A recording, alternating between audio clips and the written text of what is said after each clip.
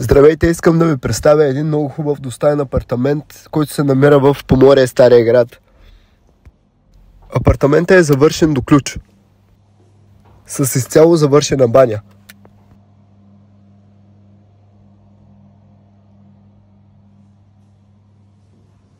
Тук имаме една спалня с западно изложение.